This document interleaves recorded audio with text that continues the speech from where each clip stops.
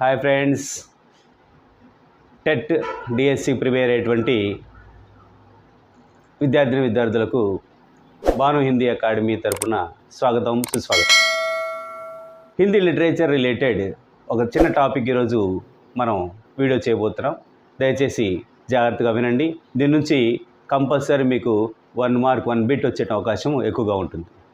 మీకు తెలుసు, హిందీ సాహితీ ఇతిహాస్ ముఖ్యంగా ఆదికాల్, భక్తికాల్, రీతికాల్, ఆధునిక కాల్ 4 భాగాలుగా డివైడ్ చేయబడింది.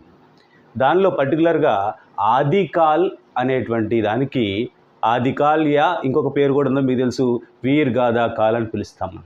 ఆ టైమింగ్ మీకు తెలుసు 1050 నుంచి 1375 వరకు, 1375 నుంచి 1700 వరకు, 1700 నుంచి 1900 వరకు, 1900 నుంచి రిమైనింగ్ అంతా ఇలా కాలాలుగా డివైడ్ చేయబడింది.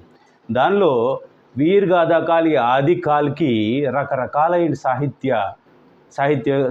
సాహిత్యవేత్తలు అనేక రకాల పేర్లను ఇవ్వడం జరిగింది.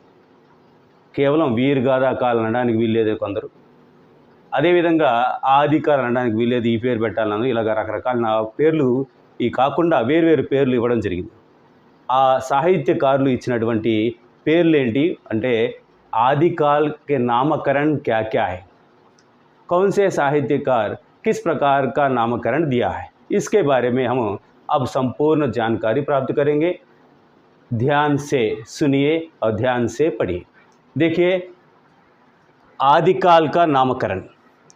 आदिकाल को पहले जॉर्ज ग्रियर्सन अंग्रेजी में जो एक किताब लिखा है साहित्य से संबंधित, जॉर्ज ग्रियर्सन ने आदिकाल को चारण काल नाम से पुकारा है. यानी जॉर्ज ग्रियर्सन आदिकाल को चारण काल कहा है. उसी तरह आदिकाल को वीर गाथा काल कहा है आचार्य रामचंद्र शुक्ल ने आदिकाल को किस प्रकार का नामकरण किस प्रकार दिया है, वीर गाथा काल. और आदिकाल को ही प्रारंभिक काल कहे हैं. मिश्र बंधु के नाम पर तीनों भाइयाँ मीन्स श्याम बिहारी मिश्र, गणेश बिहारी मिश्र, सुखदेव बिहारी मिश्र, तीनों भाइयाँ के एक ही नाम पर लिखा करते थे, मिश्र बंधु के नाम पर. मिश्र बंधुओं ने आदिकाल को प्रारंभिक काल कहा है. और उसी तरह महावीर प्रसाद द्विवेदी जी ने आदिकाल को बीज वपन काल नामकरण दिया है.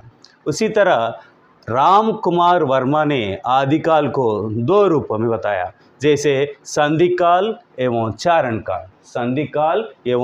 काल. और उसी तरह राहुल सांस्कृत्यायन के अनुसार आदिकाल का नामकरण इस प्रकार किया गया है, सिद्ध सामंत काल. और एक बार देखिए, जॉर्ज ग्रियर्सन ने आदिकाल को क्या कहा, चारण काल. रामचंद्र शुक्ल ने आदिकाल क्या कहा, वीर गाथा काल. मिश्र बंधुओं ने आदिकाल को क्या कहा, प्रारंभिक काल. महावीर प्रसाद द्विवेदी जी ने आदिकाल को क्या कहा, बीज वपन काल. राम कुमार वर्मा ने संधिकाल एवं चारण काल कहा. राहुल सांस्कृत्यायन ने सिद्ध सामंत काल कहा है. और आदिकाल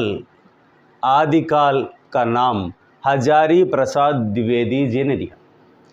हजारी प्रसाद द्विवेदी जी ने आदिकाल का नामकरण आदिकाल दिया है. और अपभ्रंश काल का नामकरण धीरेन्द्र वर्मा ने दिया, और उसी तरह वीर काल विश्वनाथ प्रसाद मिश्र वीर काल. संक्रमण काल राम खेलावन पांडे, हरिश्चंद्र वर्मा, इन दोनों ने आदिकाल को संक्रमण काल का नामकरण दिया. और उसी तरह कपिल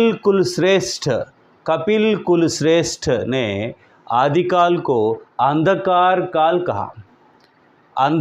काल कहा. उसी तरह मोहन अवस्थी, सुमन राजे, इन दोनों ने आदिकाल को आधार काल का नामकरण दिया। తర్వాత ప్రారంభిక్ కాల్ और శూన్యకాల్ అనేటువంటి పేరుని गणपति चंद्रगुप्त ने आदिकाल को प्रारंभिक काल और शून्यकाल कहा। उसी तरह चंद्रधर शर्मा गुलेरी जी ने आदिकाल को पुरानी हिंदी काल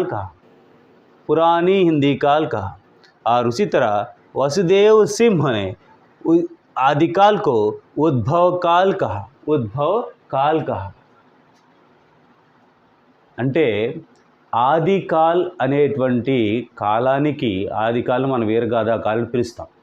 ఈ కాలానికి ఆదికాల్ అనే టైటిల్ సరిపోదు, లేదా వీరగాథా కాల్ టైటిల్ సరిపోదు, ఇంకా చాలా ఈ పేరు ఇవ్వాలి అని చెప్పేసి ఎంతోమంది సాహిత్యకారులు వీటి గురించి ఇలా వాళ్ళ స్టైల్లో ఇండివిజువల్గా నేమ్స్ ఇవ్వడం జరిగింది.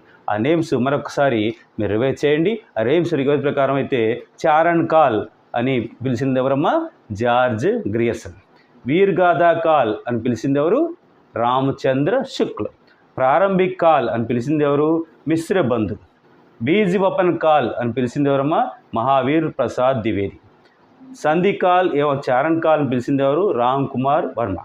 సిద్ధ సామంత్ కాల్ పిలిచింది ఎవరు? రాహుల్ సాంస్కృత్యాయన్. ఆదికాల్ పేరు ఇచ్చింది ఎవరు? హజారీ ప్రసాద్ ద్వివేది.